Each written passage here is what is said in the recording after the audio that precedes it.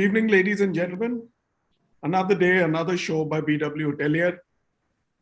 Welcome. Welcome to the 7th show of the newest BWH series, the GM show.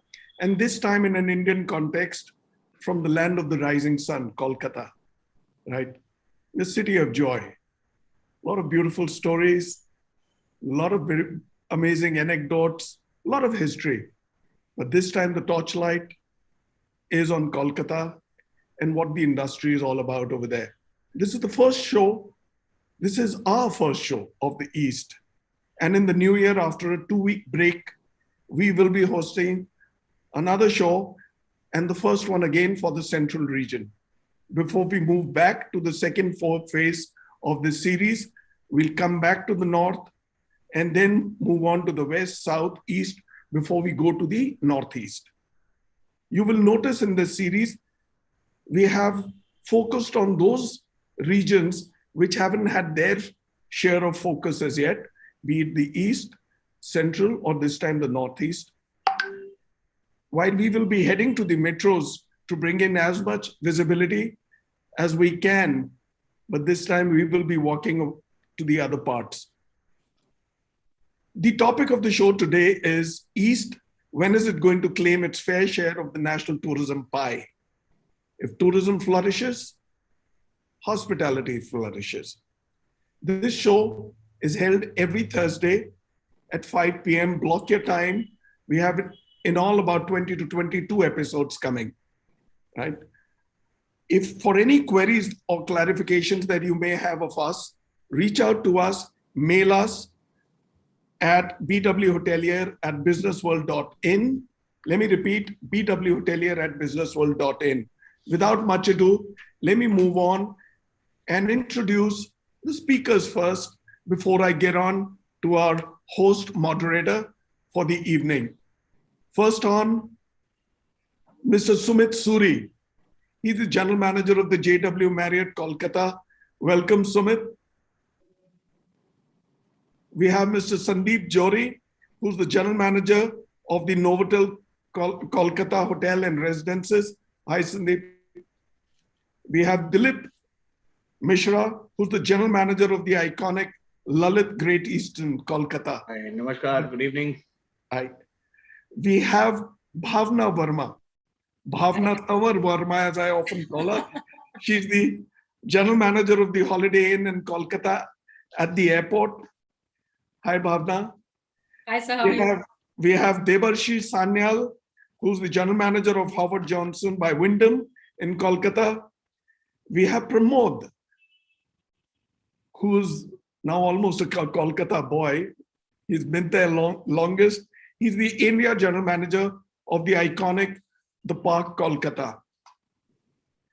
Hello, everybody. Hi, Pramode. Hi. This gives me an opportunity to now bring focus on to our moderator, Gaurav Singh, who's been long years at Marriott now, but a man who's held the helm in the East. Gaurav's career spans over 2 decades in various cities across India.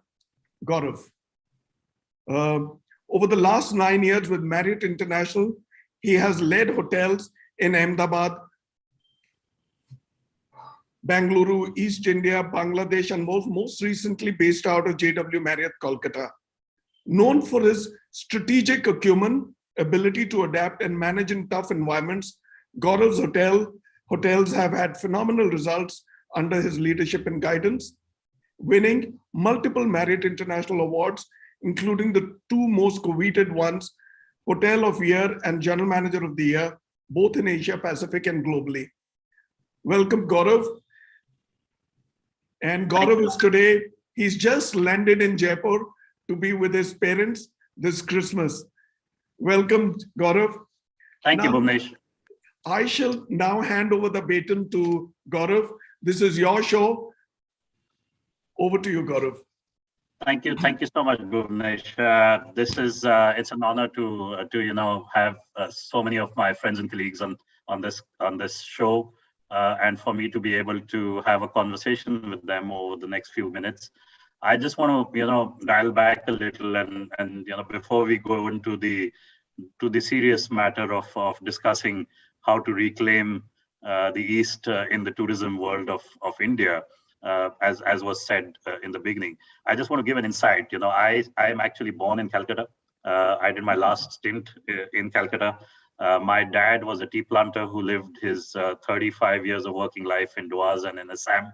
I have traveled to probably the smallest of districts in the East, which most people may not be able to pronounce today, and lived there my entire childhood. So to me, the East is extremely close. And I don't feel, and I want to put that out right in the beginning, I don't feel from a hospitality perspective that we are not doing well in that space at all. We are actually flourishing. If we look over the years, if we look at Marriott, we look at other brands which are represented today on the call, almost everyone over the last 5 years has grown their portfolio in the East by many folds. Well, is it in comparison to other parts of India? That is something that we still have work to do on, and I guess we'll discuss that. What we'll also discuss today is to look at hospitality as one lens, but also look at tourism on the whole. So try and see what are the opportunities in tourism across the East, whether it be the tea estates, the Himalayas, the rivers of Brahmaputra and the Ganges, the Sundarbans, and the wildlife that comes from Kaziranga to the Doas region to Darjeeling, and some of the ancient history, culture, heritage that is so evident in this part of the world. So some interesting topics to cover. I think I'm quite looking forward to hearing the views of many panelists on today. At the same time, before we go into that, I just want to take a moment, and I think Bhuvanesh did an excellent job of bringing everyone in and introducing them. So I wouldn't want to go back and reintroduce each one, but I do want to share that on this panel today, because my last assignment was in Kolkata. Pramode and Sandeep and I worked together in the city, so it's nice to see old friends, and have a conversation with them. Sumeet and I go back right to the start of our career. We started together in ITC. So in that sense, it's lovely to have him on the call and hear his views as well. And Bhawna, in fact, worked with Marriott for a period of time, and I was closely, mentoring as well as working together with her in her assignments that she did with us. So it's good to see some of the old faces back, and welcome to this session. Awesome. So there goes the intro, and let's begin the show. That's the fastest start that we've ever had in this series as yet. So all right. So let me begin this show with Gaurav. All right, Gaurav, why don't we shoot the first one at you? 5 very important states that form the east of India: West Bengal, Bihar, Jharkhand, Odisha, and Sikkim. They have a large historic part in an Indian context and a larger importance, both current and future, as a growth driver for India with a large tourism potential. What approach do we take to promote the East as a singular regional unit, or do we go state by state and do our own thing? Remember the adage, united we stand, divided we fall. What's your take? That's an adage which sort of rhymes to everyone, right? It's not something that you can just put for the East. It's for anything that you do in the world today. We are going through tough times with COVID, and I think the only way to come out of it is also united we stand, divided we fall, right? We have to follow the protocols that there are. We must ensure that safety comes first. But coming to your point, I think I don't think for the East, whether it's the 5 states, whether it's the way you look at it in different cities, I don't think one size is going to fit all. In simple words, while you can have individual state strategies, you can have individual city strategies.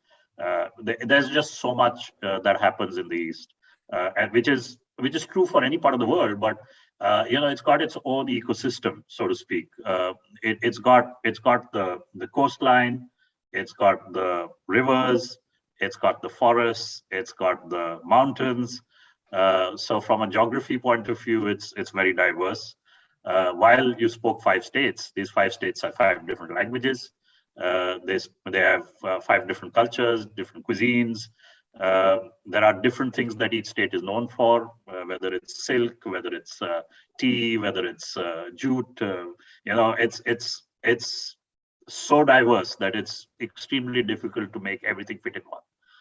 And then when you look at tourism on the whole, the idea would be to look at it as a gambit of all of it. Look at it from saying, how is air connectivity, what is accommodation, what is travel possibilities, where can you stay, what can you explore, what can you dine at, and what new experiences can you take home. And those things today are so diverse that I don't think one size will fit it all. That's the first thing. The second point to me, and which is quite unusual, before I get into the hospitality part of it, because there is a large part of the audience who's from the hospitality sector. So we'll keep that for the end. But I personally feel that when you look at airline connectivity, airports, or so on, the East is superbly connected. It's quite strange that you can actually fly to more than 12 or 15 airports, which I don't think is there in many parts of many other states. So you've got places that you can fly to, like Jorhat, like Dibrugarh, like Tezpur, Bagdogra, Imphal, Itanagar, Durgapur now. It's extremely well connected by air. So to get there is not an issue. I guess what has been the past is something that lingers in the mind, that it's not been an explored destination. It's not been a very safe and sound destination in the past, but I don't think that's any longer the case today. And while it's not explored, that's the beauty today, because it's unexplored. And I guess that's what I would really look at for tourism on the whole, to latch upon and say, listen, this is where you can make memories and experiences which you can't get in other parts of the world. And frankly, that needs a little bit of infrastructure. Airports are there. Hotels provide a major part of that infrastructure. And if we look at our industry, the hospitality industry, and coming to it, any brand, whether it's Accor or Marriott or Taj or any brand that you pick on, all of these guys probably came into, including Marriott, came into this part of the world, say 5 years back or so. Some of the older players been there. Oberoi and Taj have been there for many years. ITC came in only 20 years back with their first hotel in Calcutta. So it's not that it's been there for years and years. Even the Indian companies ventured in pretty late into that part of the world, and ITC is headquartered out of Calcutta. Given all of that, over the last 5 years, see how it's grown. That's the point that you need to note, not just in Bengal, but in all of the 5 states. Taj now has representation across those different states in multiple locations. We've ventured outside of Calcutta. We've already opened our hotel in Siliguri, in close to the Bagdogra airport, about 35 minutes from the Bagdogra airport, a Courtyard by Marriott there. I know Accor has representation in Guwahati, and Park has representation in the East as it is, and I'm sure there are others who possibly also have it, which I may not be fully familiar with in my lens, but I can tell you that over the last 5 years, it's really grown. So my take is that the potential of exploring the unexplored is extremely high. At the same time, I feel from a hospitality lens, the potential to develop in that part of the world is extremely high, because resources are available, trained talent is available. It's one of those places where, in fact, is today fueling talent to across multiple metro cities. It's quite amazing that there are so many positives, and we have only a few hotels, and that is what I think we need to change over the years. I don't think it'll happen overnight, but I am sure that as we go into the next 5 to 10 years, I do believe that we will see that change come through. Awesome. Awesome. So Gaurav, this is your show from here on. Now you start asking. Perfect. Yeah. Thanks, Bhuvanesh. Yeah. So let me let me go straight into possibly my friend in Kolkata, right, Sandeep. We guys, in fact, it's interesting. When I left the city, Sandeep did a grand farewell, as if he was celebrating my departure from there. But in the same sense, thank you for that, Sandeep. But let me get into asking you a few things about the tourism industry in the East. So, you're in Bengal. You've been there for a few years, and West Bengal, not just within the East, but for the entire country, is a huge state, a frontline state which shares boundaries with 3 countries. We know that: Bangladesh, Bhutan, Nepal. It's had its share under the sun. After all, it started as the capital of India. From 1773 to 1911, I'm told. The East India Company were based there. The best and biggest of corporates and industries started out of Calcutta in so many ways. And of course, the state is where the Brahmaputra and the Ganges land. It is a huge opportunity with Sundarbans, with wildlife sanctuaries across the state, with destinations like Shantiniketan, which has been the seat of spiritual learning, so to speak, for India. So, given so much that Bengal and Calcutta has, how can we expect West Bengal to carve a niche for itself from a hospitality, travel, tourism, F&B space, given that so much is there, including cuisine? Hi, Gaurav. It's so wonderful to see you, and not very happy to know that you visited Kolkata, didn't drop in to the hotel on the way, but keep that in mind. Good evening, everybody, and very happy to be a part of this show. Gaurav, your question is extremely loaded, and you can do an entire evening session only on this question. But just to sum it up, you already have said quite a bit of it. You touched upon cuisine at the end, and let me start with something which is very close to Bengalis, which is the cuisine. The tagline, the advertisement of the West Bengal tourism is "Experience Bengal," which is the sweetest part of India. So when you have sweet as a part of a tourism tagline, you know what we're getting into. And Bhuvanesh, you have kept this at the end of the year. This is the last show of the year, and I don't think you planned it, but how luck would have it, this is the dessert of your show, the last show of the year, and you're finishing it with talking about a state which talks about sweet. I mean, and when I was thinking about this session, I realized that actually Bengal is the only state which has sweet connected to it. You go to a sweet shop and you say Bengali sweets. You don't talk about any other sweets in any other states, of the country, but Bengal has sweets dedicated to itself. So that's how we love our cuisine. Gaurav, I agree with you when you say that why is this question always asked that East is still to arrive. I mean, East is there. I think the only lacuna or only drawback that we have is and that I think we'll cover is marketing. Very, very strongly that is missing. I mean, which is the other state, you tell me, in this country which has got snow-capped mountains at the top? We have Darjeeling, Kalimpong and stuff, and bordering Sikkim. And then you have a coastline which is 200 odd kilometers, which Digha, Mandarmani. You have Ganges flowing through it, converting into Hooghly. One of its kind, delta of Sundarban, the mangroves. I mean, which other state can actually boast of this? I mean, this state has given the Royal Bengal tiger, that all of us very proudly own. So I mean, it's a very, very beautiful, and it's really sad when somebody said we've still not arrived. And while we were discussing this, it's actually the infrastructure and the investment which has delayed it. I mean, hoteliers are ready. and all of us are ready to expand. I mean, we Bengalis are so proud of our culture and heritage. I mean, we talk about any Indian, you talk about culture, heritage, Bengalis are the number one there.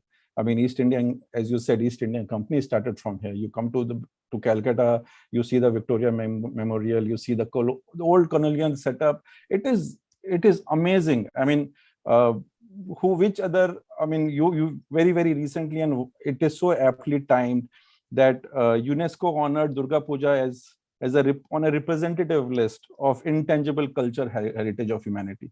No other Asian festival, no other in the entire Asia, nobody has been bestowed with this. But again, as I said, this is something that the country should have latched onto, and would have really taken pride of the Durga Puja festival, and such a huge opportunity that the country has. Why look at Bengal as a whole? I mean, the spirituality of this state is amazing. I mean, the Rabindranath Tagore, Shantiniketan, we are home to that. I mean, Aurobindo started from here and then he went to Pondicherry. So, I mean, ISKCON temples, the ISKCON culture. So there's so much in West Bengal. And I think we are there. We are already there. It's only a little bit of a marketing that needs to be pushed, and nothing else needs to be done. I mean, hospitality takes care of itself. It's just the location that needs to be marketed. So yeah, I mean, in a nutshell, Bhuvanesh, the best you have kept for the last, and that's what I would sum up my answer with. That the sweetest part of India is Bengal.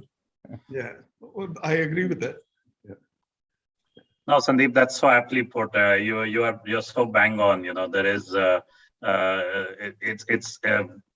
I can tell you, in the time that I spent there, just as an example, I'd been there as a child, and memories as a child is different, right? When you work there in the recent past, and you get to experience the festival of Durga Puja, which you just spoke of, it is one of a kind. It cannot be matched. It cannot be spoken of. You need to be there to visit it and actually experience it. When you do, you realize what it means, and that's something that we don't. You're right that we don't market it enough. I think it is an experience for the rest of India to come and see, and that would really help the cause of tourism on the whole for Bengal. All right, let me go to Bhavna, and Bhavna, let's change to a different part of our industry and talk about regional air connectivity coupled with better rail connectivity, maybe growing infrastructure and roads. How is this driving tourism to Bengal and the rest of the states in the east? Gaurav, you very passionately at the beginning explained how many airports we have and how blessed we are in eastern part of India to have so much of connectivity. And I would say for the past 2 years, hospitality and our industry has survived only because of the connectivity within India by air, by road, and by rail.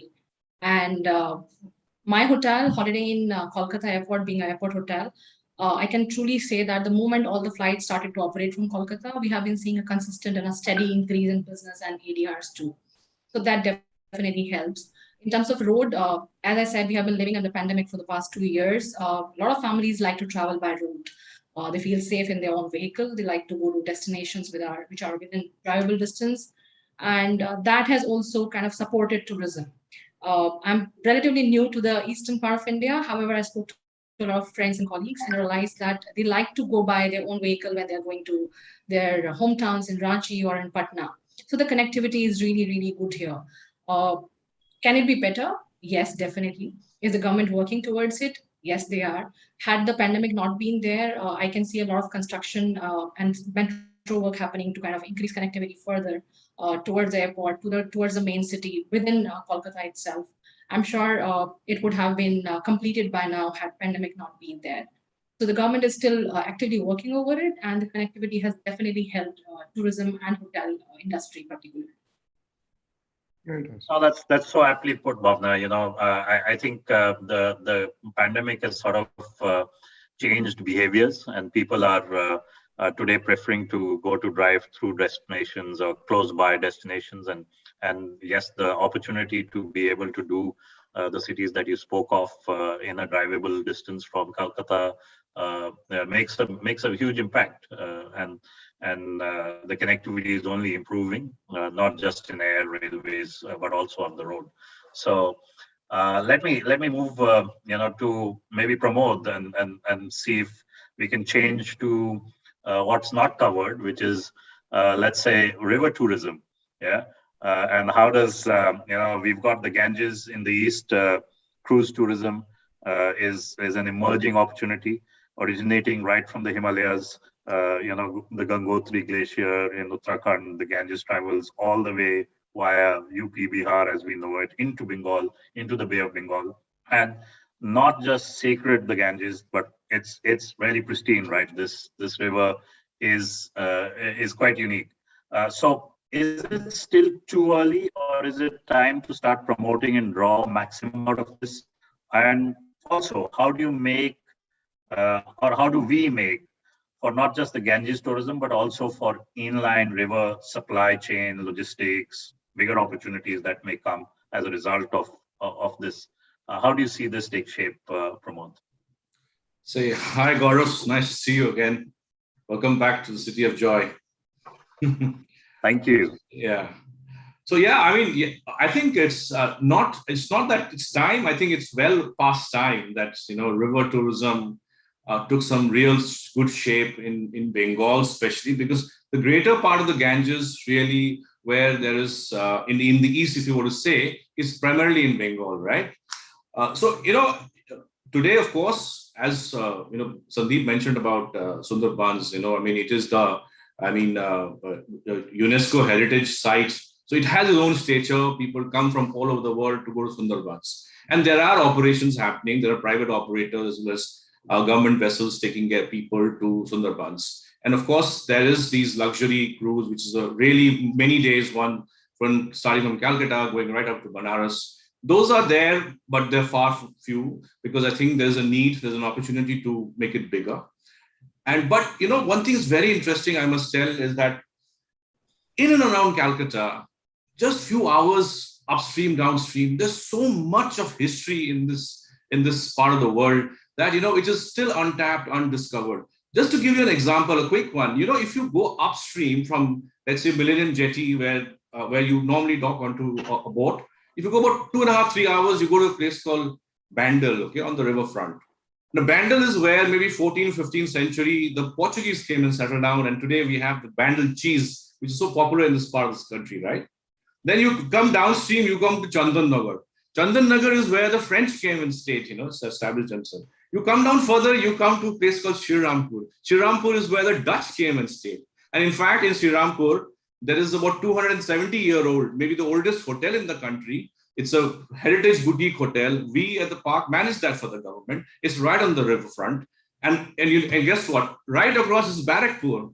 Mangal Pandey mutiny started there. So can you imagine the kind of rich history that little stretch, few kilometers itself has in and around Calcutta? And these places have so much of beautiful temples, churches, and architecture of that era. Some of the buildings have been totally destroyed, but you can still see the reminiscence of the architecture, So I think it is so much of opportunity. It's just that, yes, there is certain amount of infrastructure development definitely required. The jetties where the boats are going to dock need to be upgraded. The pathways into the townships have to be made better. And as you talked about logistics, you see, these places, if you're developed as a destination, the supply chain from on the road front and the last kilometer, into these townships has to be upgraded. There has to be better accessibility from the road also. Otherwise, how do you get your people, your raw materials, and etc. to these townships which has so much of history? That aspect definitely needs to be looked into also by the authorities. And to sum it up, I think Calcutta, because of so much of history and culture, it has an opportunity to make a wonderful world-class terminus on the Hooghly, maybe sidelined with a marina, with F&B outlets, with, eateries and bars. I think it's going to transform and give another, an exciting reason to come to the City of Joy. This is what I would say about river tourism. It's a great opportunity ahead. Thank you, Pramode. I wish your dreams come true. I wish someone hears you up there, because I do believe that what you just spoke about, not just from a cultural and heritage and history point of view, but just the pristine beauty, the whole atmosphere that the city of Joy has, as well as this whole, the belt of the river, as up and downstream both ways, has so much Just to to add offer. that to you, Gaurav, I have been on that river many times, right? So when you pass under the Hooghly Bridge, that 100-plus-year-old bridge, it is such a majestic feeling. Trust me. If you're going to do that once, it's simply going under that bridge on the river. It's truly an amazing experience. And how many movies have been shot there? Yeah, sure. So true.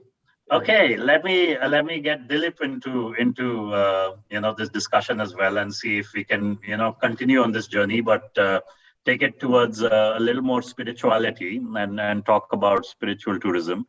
So if you're in India and you can barely separate tourism from spirituality, right? And it's an opportunity not just big in Bengal but across the East.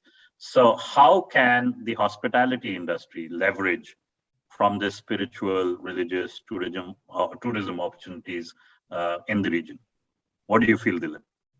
Thanks, Gaurav. As you know, the east part of India, these 4-5 states, are the birthplace of great saints. These are the place where new religions have started. So if you talk about West Bengal, the place of Rabindranath Tagore, Ramakrishna Paramhans, Vivekanand, Mother Teresa. You go to Bihar, you have Lord Buddha having enlightenment. Lord Mahavira actually was the place where he left all the worldly ties in Bihar. And the 10th Tirthankara of Jain was also born there. Then yesterday, 22nd of December, was actually a birthday of 10th Sikh Guru Gobind Singh. So there is a Gurudwara dedicated in Patna, the Patna Sahib. He was born there. He was born there, yes. And similarly, if you go to Orissa, Kalinga War, Ashoka had a full paradigm shift. Lord Jagannath is definitely there. So there's a huge work which has already been done. And you and Bhawna has made my work a little easier. When you said there's a lot of connectivity of air, and there's a huge work which has gone already in terms of road connectivity, and people do prefer traveling on roads. But when we come to statistics of hotels, if you remove West Bengal, which has a fair share of, I will not say fair share, but a good number of star hotels, and I've taken just 3-4 star above as I was going through that. What is the opportunity in Eastern India? There are 63 hotels which are registered in West Bengal as of now, but in Orissa and Sikkim there are 17. The moment you go to Bihar and Jharkhand, they are just 5 and 6. There's a huge opportunity of budget as well as luxury section. People are waiting for better brands to come in, and they would like, and not only the people of the state, but people from outside who are traveling or who have planned and can't travel because of the basic needs not taken care. There's a huge opportunity. The second is, if the roads infrastructures are happening, there's a huge work to be done on the break place. Like while you're traveling on roads, you need to have a better place. In North, we are lucky to have a good dhabas, but when you come to East, that becomes a challenge. That's another area which, we have to work a lot on that. So I feel apart from these two, the F&B will definitely come in, because slowly the cuisine of other parts of Eastern states are dying. So once we have these places, this infrastructure, hotels, these breaks in place, the Eastern culture, the dying culture will be revived. So I'm sure these areas which are lying for ages will get the due respect and the due movement which we all are looking for. Me and my wife, we have done 160 kilometers by foot to Devghar in 5 days. And believe me, if as a hotelier you go, you will see opportunities everywhere. We had to, wait for kilometers to go and have a rest or a sanitized place to just relax. And that is Shravani Mela, one of the most famous melas of the eastern part of India. There are plenty of such. So I'm sure people who are listening who want to explore this, there's a huge opportunity in all these states. Very interesting perspective, Dilip. I quite appreciate what you're saying. What comes to mind to me as well. I spoke in the early part of my early days in the East, and Assam has the Kamakhya temple, right? And that spiritually, that's one of the places that is extremely moving if you spend some time there. And I just feel that so much is unexplored, but a lovely perspective to get from you, Dilip. Let me move forward to Sumeet and bring Sumeet in. Sumeet, you're a guy from the food and beverage industry, so to speak. Now, leading one of the best hotels in the East, and East is also known to be the rice bowl of India, right? It is also where the tea gardens essentially are well known today, though you have tea in the South as well, but East is what has made tea popular around the world, whether it's Darjeeling, Assam, or even the Doa's tea. And all of this provides an opportunity for tourism. Looking at tea gardens, fresh tea, lush green leaves that you see around, so much greenery, in itself, that's an opportunity. But what do you see will bring this to seekers to come and see tea tourism, come and see traders in the rice bowl, so to speak, towards the East? I remember, Gaurav, firstly, thanks, Bhuvanesh, for getting me in and being a part of this panel. I think I came in almost about 10 months back to Calcutta, and I remember our first trip together was to tea gardens for me and Gaurav. And in fact, being in India for so long, while I visited a few of the tea gardens down south, this was truly a memorable experience because we were really, a part of those tea experiences.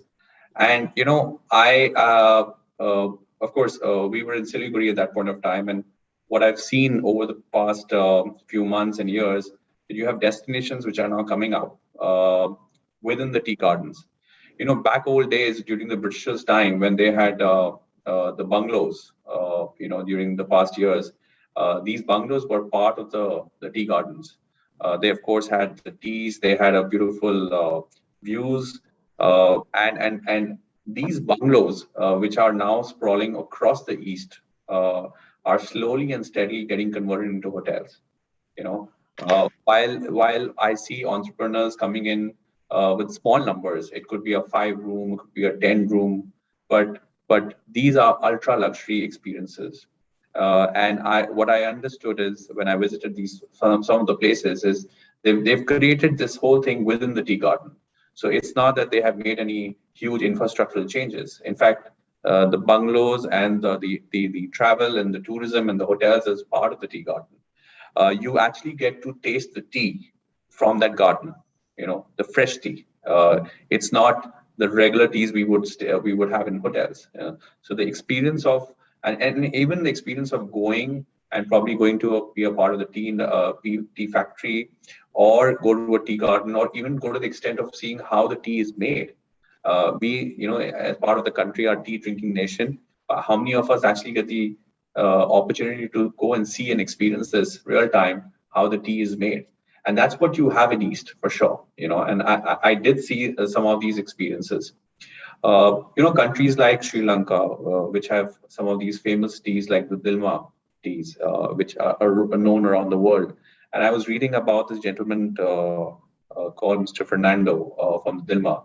They've created something called Ceylon Tea Trails. Now the Ceylon Tea Trails actually is nothing but an experience of different bungalows which they have created across the country, where you actually go and stay. It could be a 5 or 7 room bungalows or hotels, and you actually get to experience tea gardens right there where you are. You have a local packages. You listen. Your hotel, your bungalow becomes the destination. So it's not that you're going to a place to go sightseeing. That place is a destination. You spend your entire day at that place. You have your teas, you have to listen to music, you have your evening spirits and wines, and you spend your entire weekend out there. Even in China, I was reading about some of these small towns. What the government has done, actually, they've got these local people to come and work along to bring in these tea aspects of tea gardens together. So the business and your local livelihood has come in together to make it as a business perspective, because most of the people who are actually there, they have this infrastructure, they have the tea garden, they have the place, but they don't have a business idea. And the moment the government supports these things, it becomes a business, and it becomes a great tourism inlet for a whole lot of us. Because when I have to go and see that how many tea, which are the tea gardens or which are the places I can go in East right now, the numbers are far and few, right? Probably Gaurav may have more numbers because he's lived in the East, or someone who spent more time in the East. But as an outsider who's just come in, I'll have to depend on very few people, and of course, go to the right places. So I think considering what the other countries are doing, considering how what the potential is there, I think there is enough and more potential to develop tea tourism, do these tea streets, tea festivals, bring in the local livelihood and the existing structure in place. And we've also seen in some of the hotels which have already got created in and around Siliguri, which I witnessed, they have become destinations today, you know. And because of the connectivity, you have people coming in from Mumbai, Delhi, coming to that place. And they're not only experiencing the hotels, they're also experiencing simultaneously the natural area of the tea gardens and what it can offer. And also, I guess that's why the Britishers called them tea gardens. They didn't call them tea farms. Yes, yes. So true. No, Sumit, so aptly put. I look at some of those things that you said, and to me, what stands out is, when you today, if you go into, say, Siliguri, and you were speaking of it, and you fly into Bagdogra. Bagdogra is one of the busiest airports in the country. I don't know how many of you have ever taken flights in and out of there, but it's possibly where I have waited the maximum to board a plane or gone in well before time, because I know I'll miss my flight if I don't. And that's just how busy that airport is for a small little airport. But Sumit, to your point, and I fondly remember, having that fresh tea just outside an estate, single estate tea, and we were fortunate enough as part of you moving to the East to stand on the roadside across the Tista and have a bhutta together, right? If I remember that right, we did that on the roadside. It was quite a memory that I carry back. So thank you for reliving that. Okay, let's get Debarshi onto us as well. He's been the last one standing, so to speak, of the panel. We haven't come to him yet. So Debarshi, we're going to take you up the hills into the mountains. And really sort of talk about, tell us, what do you feel, what's happening in Bengal in terms of the opportunities that exist for adventure tourism, given the fact that we've got this whole opportunity of mountaineering tourism. We've got the Kanchenjunga, in fact, in the east itself, between the Himalayas, Sikkim, northeastern states. And just close to Nepal, there is Darjeeling as a hill station, which is extremely popular. There are other hill stations like Gangtok and Shillong in the east, which are extremely popular.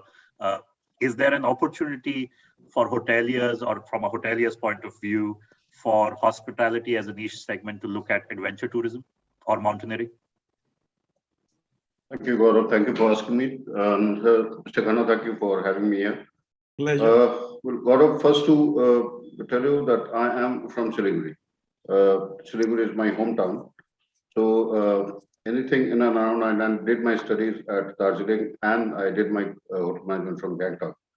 So I am well aware of all these places pretty well. As far as the adventure tourism is concerned, let me remind you that the first mountaineering institute of India was built in Darjeeling, which is Himalayan Mountaineering Institute. That's built way back in 1954, if I'm not mistaken. And since then, even if the areas of Darjeeling, if you talk about Sikkim, you have plenty of options for trekking. You have plenty of options for trekking. You have options for mountain cycling. You have whitewater rafting at Ronko. Then you have options for paragliding in Darjeeling, Yumthang, and this place, Kalimpong.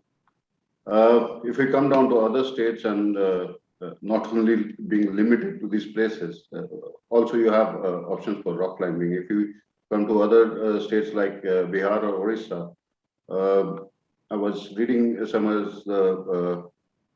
in Orissa, there's a Indian surf festival that happens.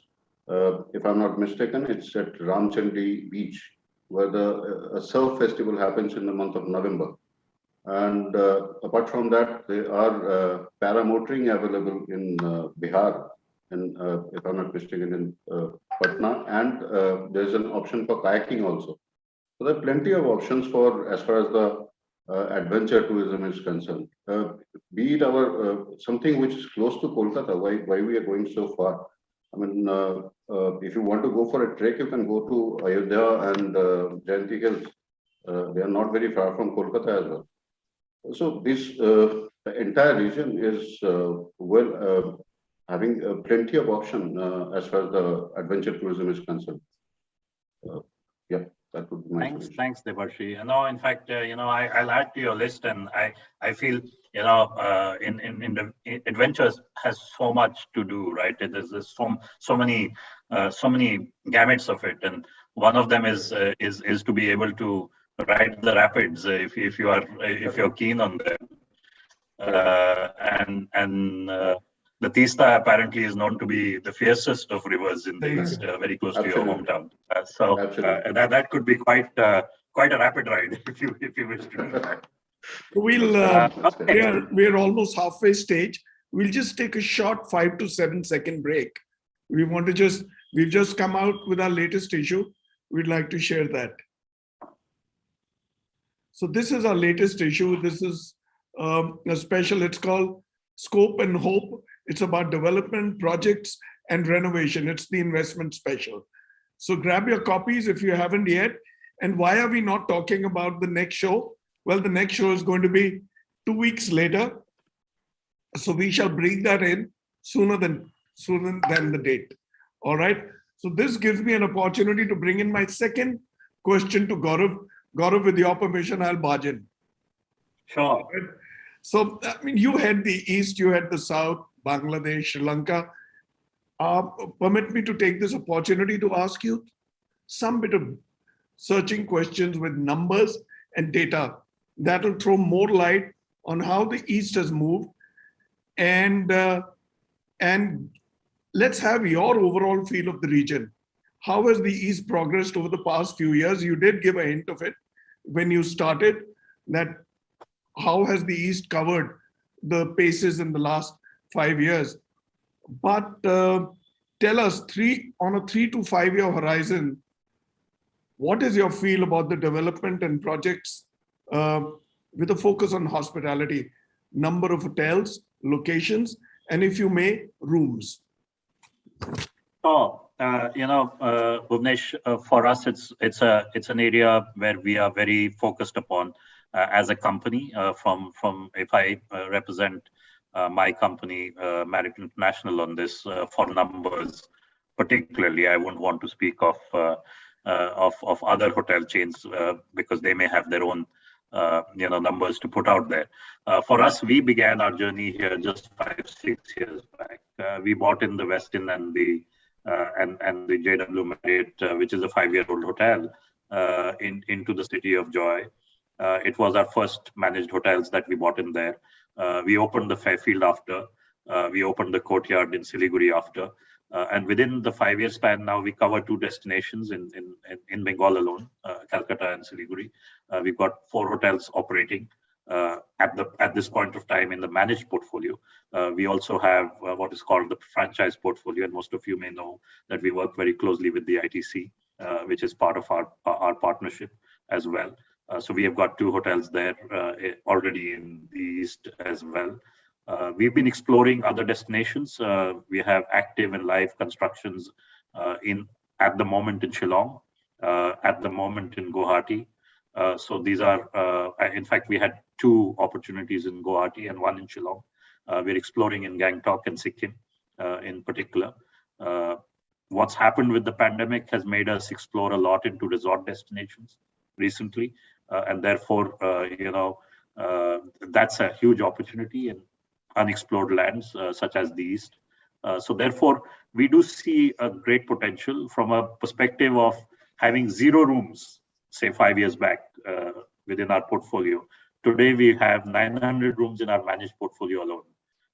And if you look at the franchise portfolio, we are probably the first and second largest operators in that part of the world already.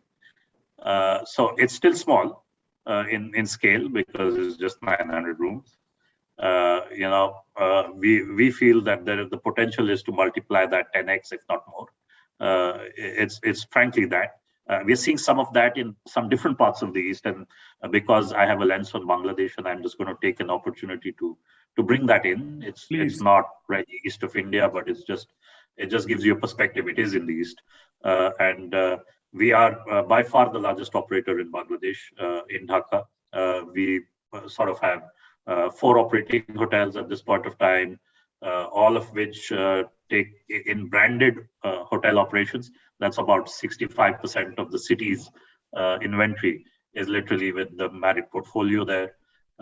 We are growing into destinations well beyond and outside, whether it be, outside of the city limits of Dhaka in places like Baluka, or up north into Chittagong, or into the east into Cox's Bazar and the forests on that side of the country. We've actually got more than 10 projects that we are currently in conversation with. So we're just seeing opportunities crop up in all parts of the East, so to speak. And if Bangladesh on the whole can have that many, there is no reason for us not to have that in all the 5 sister states that there is. And that's the reference that I wanted to bring in to say that the opportunity is genuinely there. And I just feel that it's going to only multiply as the years go by. In the next 3 to 5 years, to your question, we're going to have a lot more. So let me just draw your attention to Bihar and Jharkhand in particular, and in some manner to Odisha. Just throw some light on them. What's happening there? It's an interesting space for international operators yet. I would say the domestic operators have started to go in to some extent. The international operators have been exploring there, but haven't yet found investors to be able to put money on the table to invest into an asset. It's got potential. There are unbranded, very good hotels there.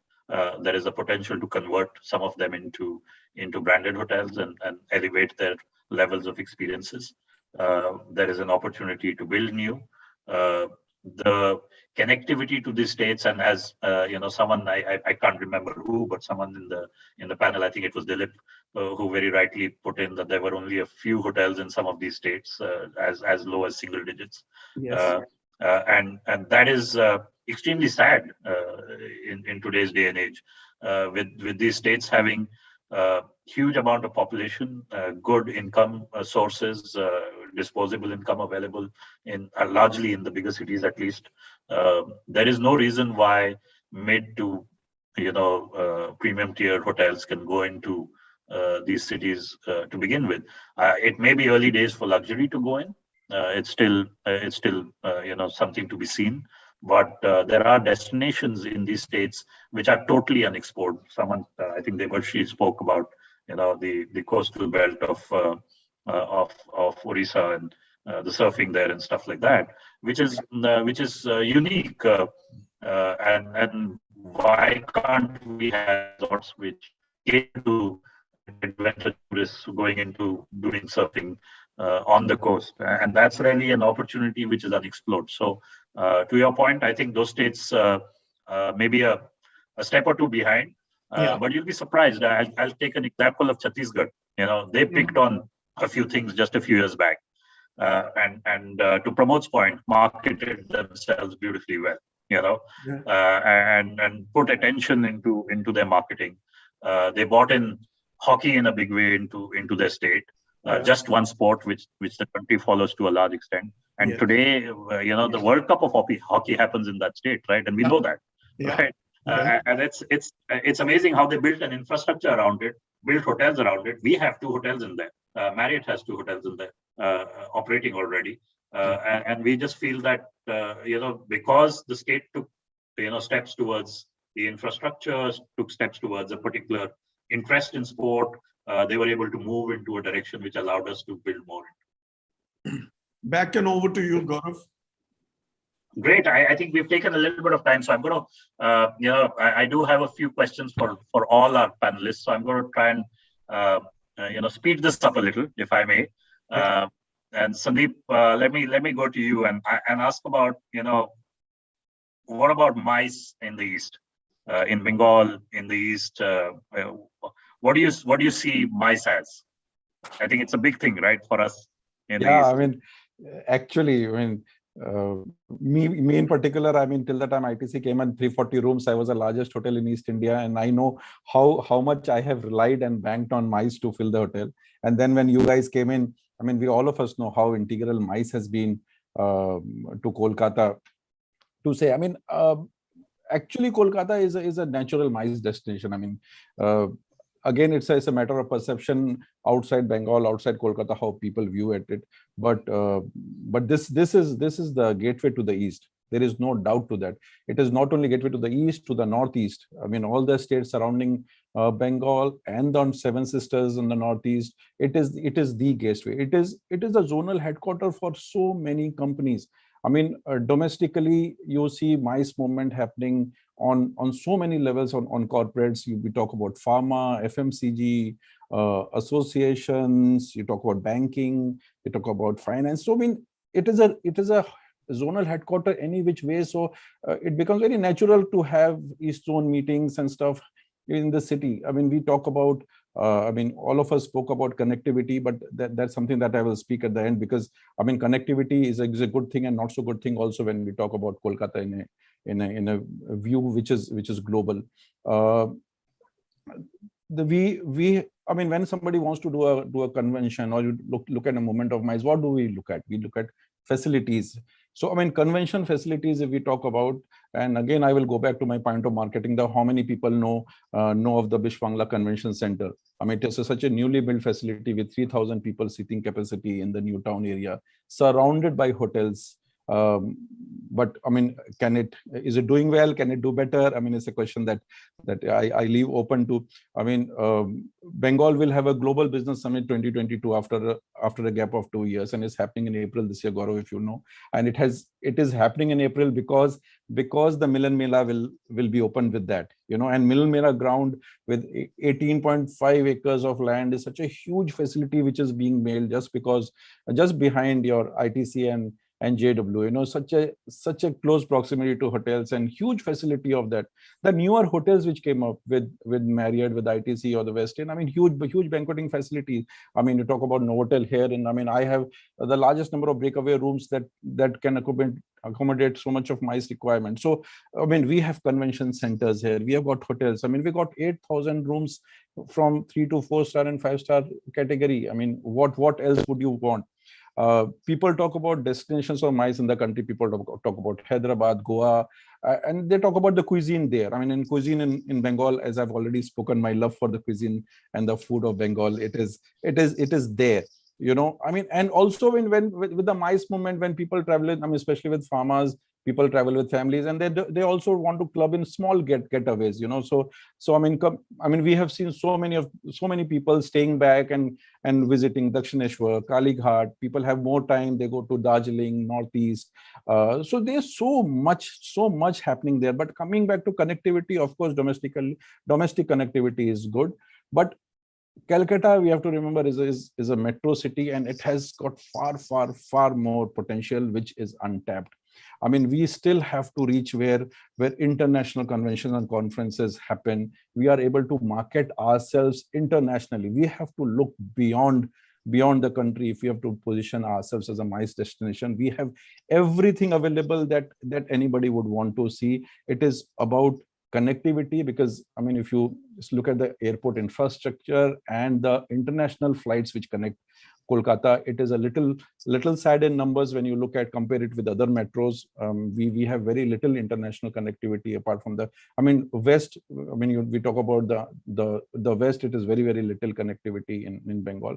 That needs to improve, and we really need to have very serious approach about marketing and sales. We have the product. I mean, again, I'm getting a question which talks about the potential of the state, and I am one who says that it is full of potential. It is just that people need to know about it. We need to market, we need to sell, we need to grab international conferences at whatever cost it is. I mean, we hosted the FIFA World Cup a couple of years back, and such a good incentive was that GST was waived off, and something like that will have to be done to get activities and events in Calcutta. So a natural MICE destination, Kolkata, it just needs all the effort of the industry to push and market it, and have a fierce sense of competition to grab this out of the convention centers of Hyderabad or the Mumbais and Delhis to start with. Yeah. So it's like what a salesman would tell his marketing team, "Jo dikhta hai, wo bikta hai, dikhao to sahi." Right. Yeah. Now, Sandeep's run home the point of marketing, right? He's pushed that agenda. I think I hope the people make this happen are hearing him and supporting to make this happen in the years to come. Yeah.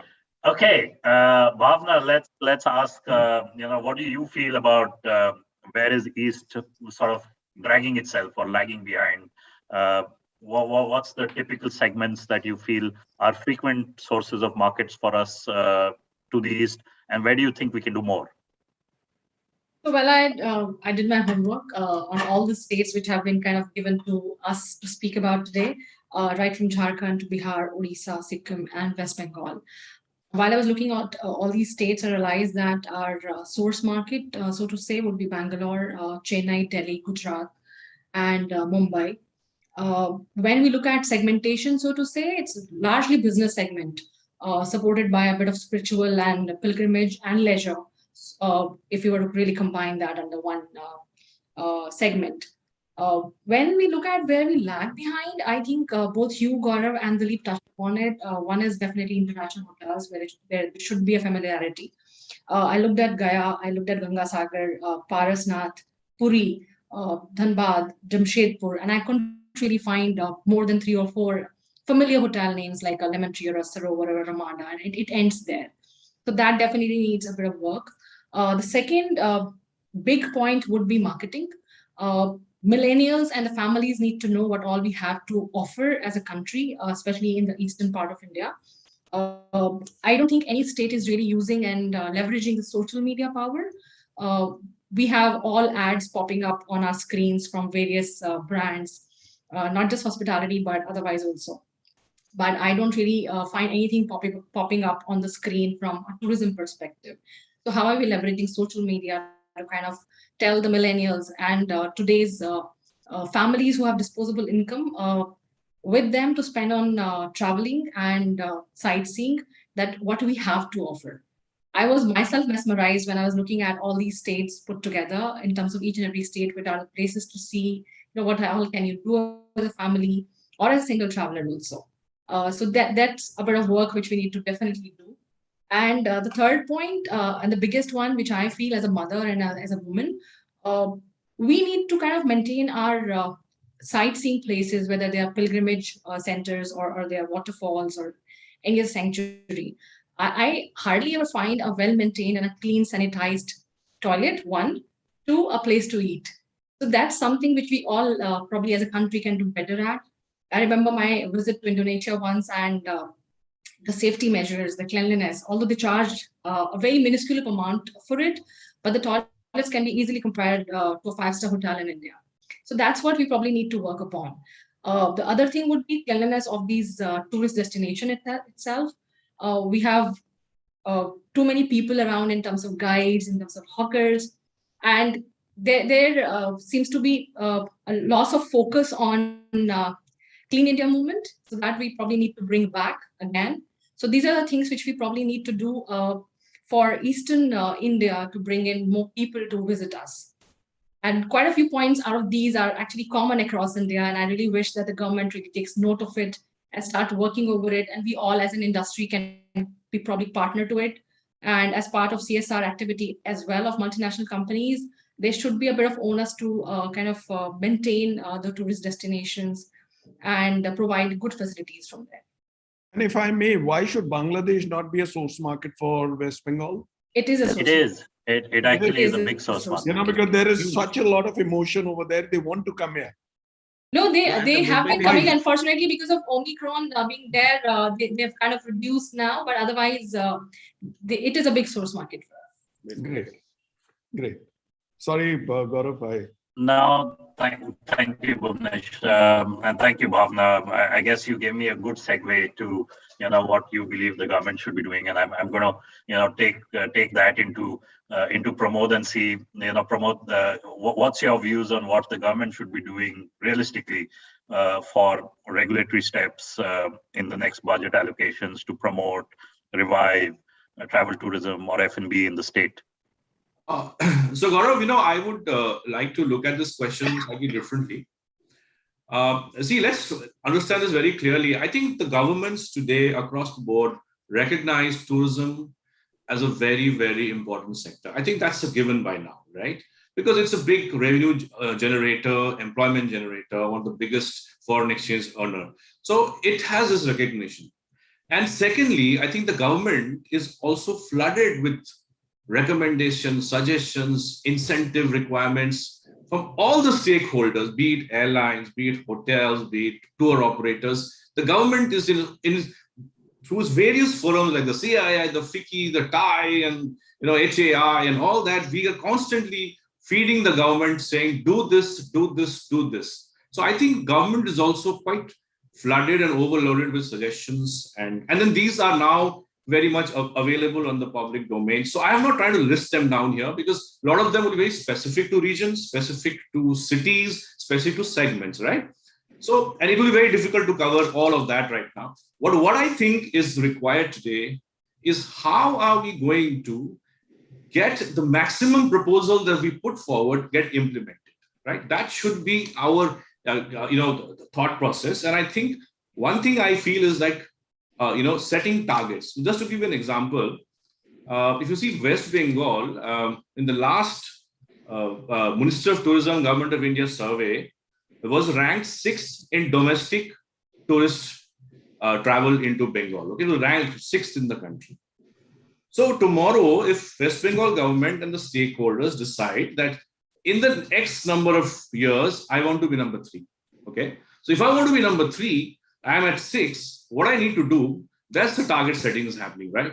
And when I do the target setting and chalk out my path, each segment will then have its own strategy and own requirements to go to the ultimate goal of becoming number 3. And that is where I think very specific to the requirement, we should be pitching in with our needs, our incentives, and a lot of those concessions that we want, very specific to the requirement. And there, I think the stakeholder also is the government, because they are part of the entire activity to get to number 3. So I think there your recognition or acceptance to your proposals will be faster. This is one thought I have. I'm sure there will be many more. I'm sure a lot of you will be having some ideas on that front. But I think today, more importantly than putting down what we want, is I think how we are going to get the government to accept and implement is the bigger question. No, Pramode, so well said. And, I know you do active work with, various industry bodies, whether it's CII, FICCI, and all of this in the East. You've always been actively involved in the associations pushing this agenda. So I guess that's what we can do from the hospitality perspective, and continue to drive and ask for what we believe is required to support us in the direction. So kudos to you for that. At the same time, let me move to Dilip and ask about what is close to our hearts, right?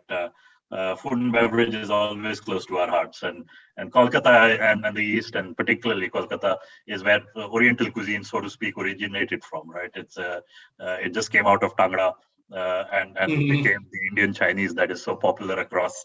And then, of course, when you hear Kolkata or you hear Bengal, you can't leave the mishti, as Sandeep put it right in the beginning, saying we start with the dessert, and you can't leave that out. So, what's your view on local cuisine in this part of the world? What do our guests look out for?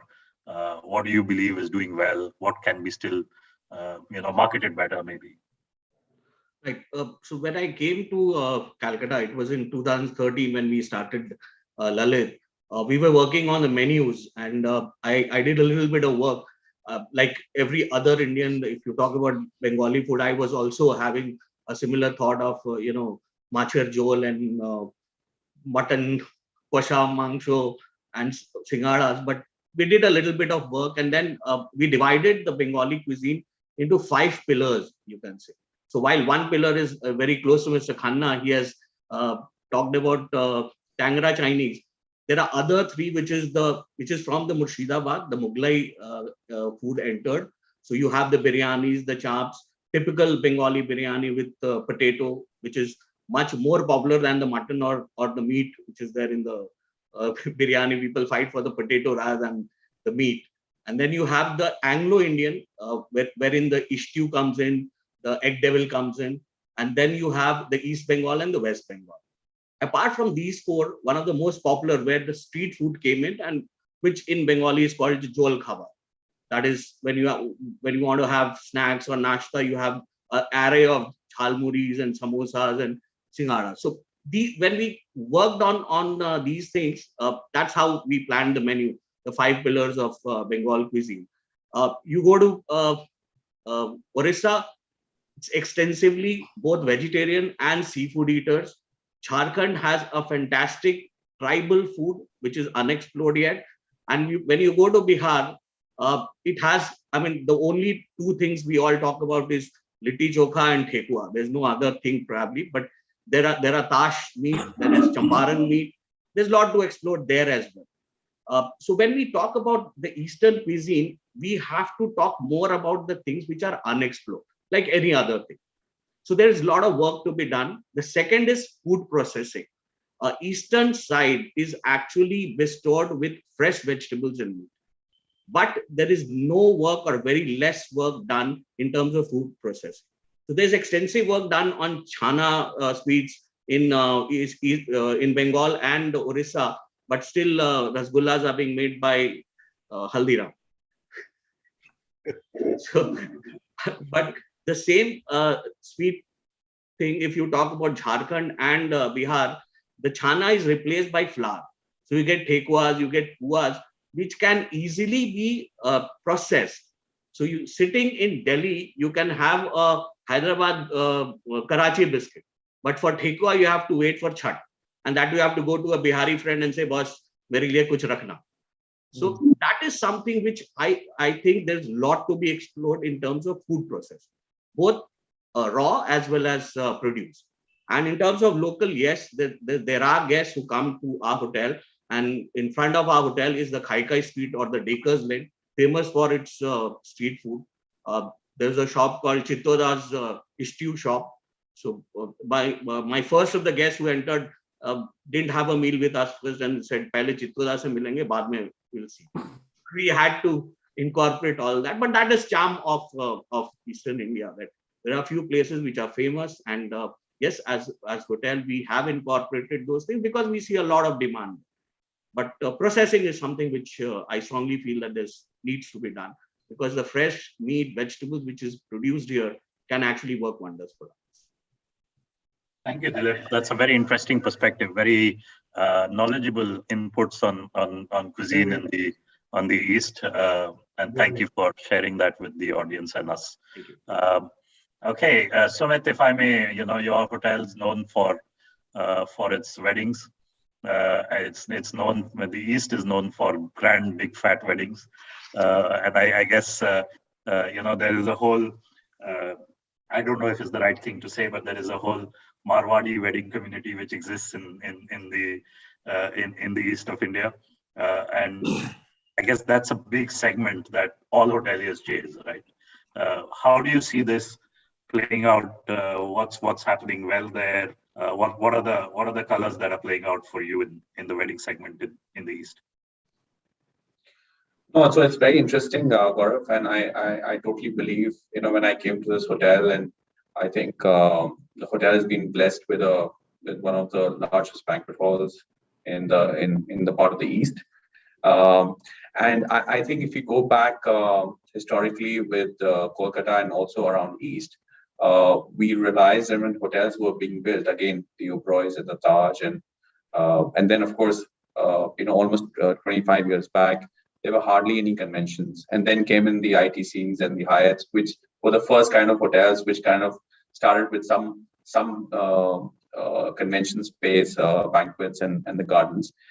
Of the last 5 to 7 years, we've seen tremendous growth happening as far as the banquet space is concerned. We all know Marwadis out here.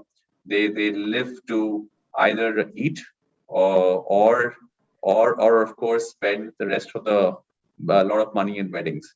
Whether we were in COVID or no COVID, this was one business which was recession proof.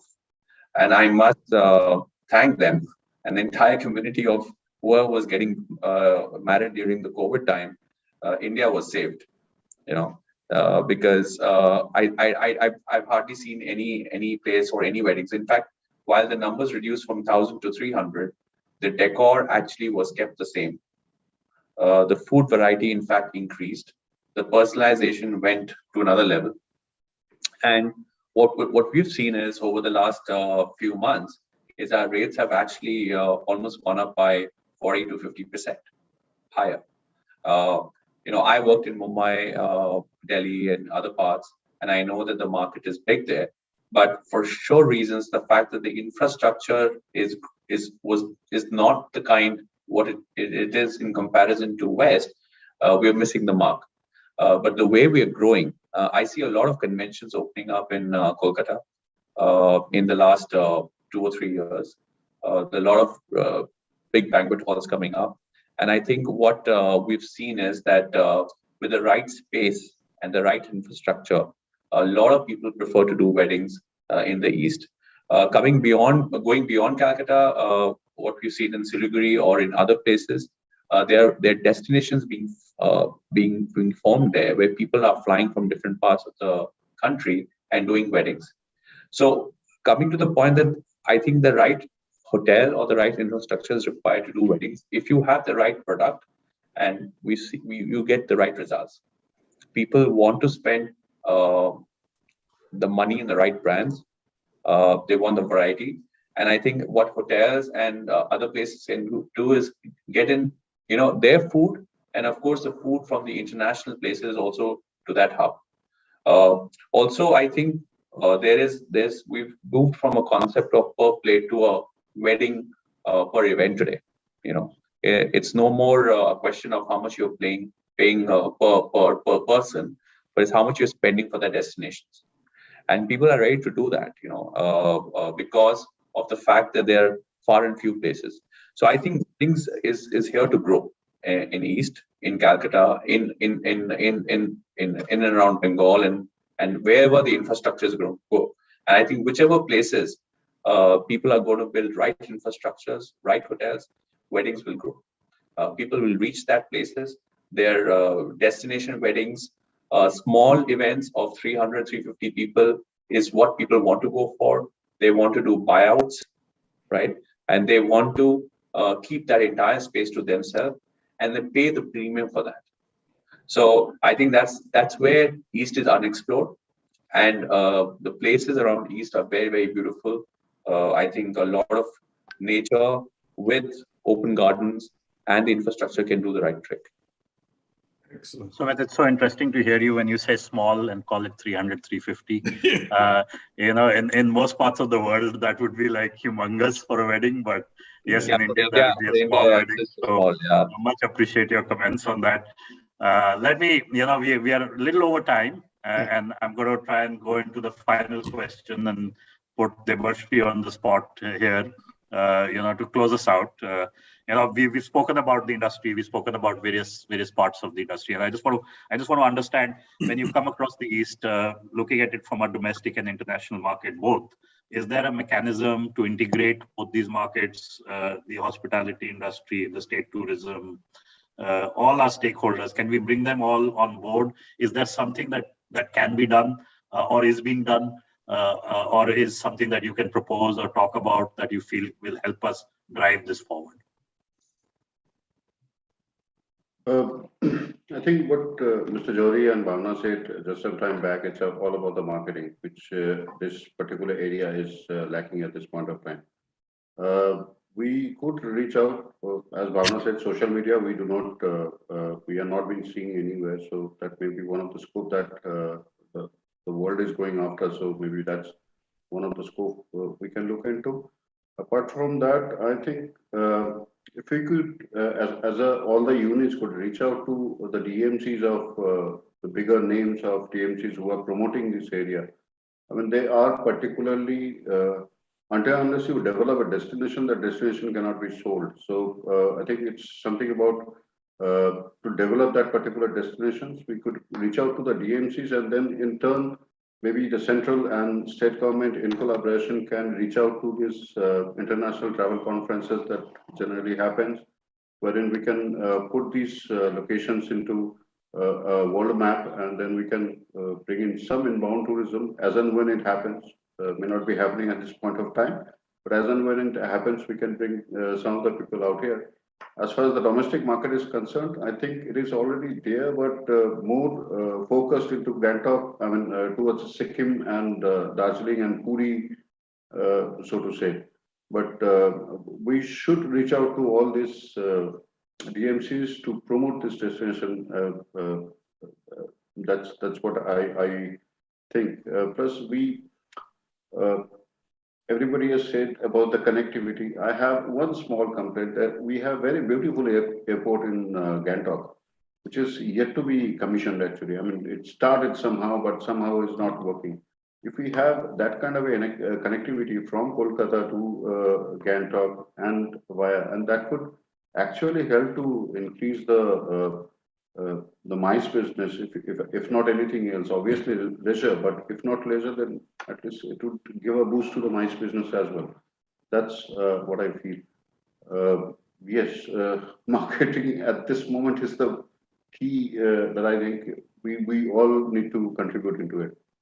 Yeah. No, thank you, Debarshi. That's a good point. I think, the fact that Bhuvanesh has put us on the spot here, all of us today, this evening, and then with Business World, and all in all, the fact that we're talking only about the East is in a way marketing it, right? Yep. And I guess we need to continue to do more of that to help the cause of not just hospitality but tourism on the whole. And I guess I do appreciate your views. So I'm going to pass it back to Bhuvanesh to sort of wrap this up for us, I guess. Yeah.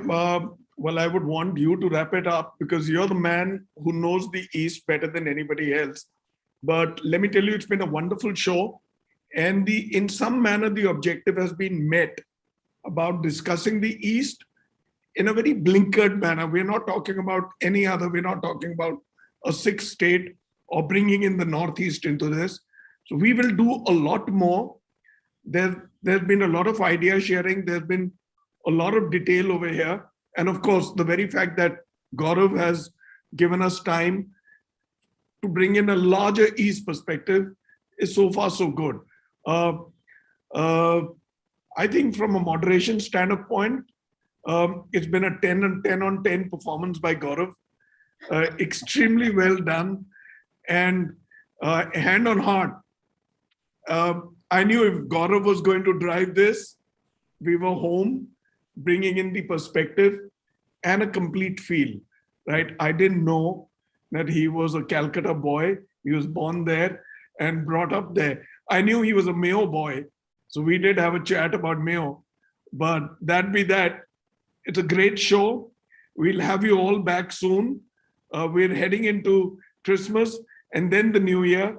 Let me wish everybody a Merry Christmas and a very Happy New Year. Have good family time. Have a good breakaway if you have one. You're hoteliers. Your job is in many manners worse than a doctor or a gynecologist who's called for a delivery at 2 a.m. and she has to smile and go. Bhavna, you're smiling. Thank you for being there. Gaurav, thank you so much. Right?